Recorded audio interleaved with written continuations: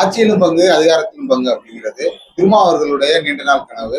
அது ஒரு வழியா நினைவாக போகுது. எலெக்ஷனுக்கு முன்னாடியே விஜய் அவர்கள் கூட்டிருந்தாரு, அதிகாரப்பூர்வமாவே கூட்டணிக்குவாங்க, ஆட்சியிலும் பங்கு அதிகாரத்திலும் பங்கு அப்படின்னு. ஆனா அப்போ அவர் எங்க ஜெயிப்பாரு அப்படின்ற ஒரு எண்ணத்துல யாருமே அவங்க கூட்டணிக்கு போகல.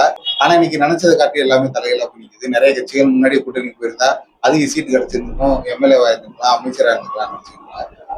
ஓகே, இப்போ காங்கிரஸ் அமைச்சர்களாக போறாங்க. ஐவிஎம்எல்க்கும் இசிகேவுக்கும் ஆட்சியில் அதிகாரத்துக்காக அழைப்பு விடுத்திருக்காங்க. ப்ராசஸிங்ல இருக்கு, பொதுக்குழுவை கூட்டிட்டு முடிவு சொல்லன்னு இருக்காங்க.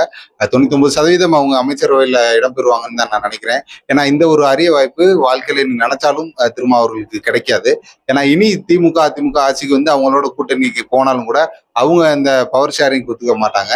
அடுத்தடுத்து எதிர்காலத்தை நினைச்சு இந்த ஒரு வாய்ப்பை தவற விடாம தான் ஆட்சிக்கு வந்தா என்னெல்லாம் செய்யணும்னு நினைச்சிருப்பாங்களோ அதெல்லாம் அவங்க அந்த அமைச்சரவையில இருந்து செய்யலாம்.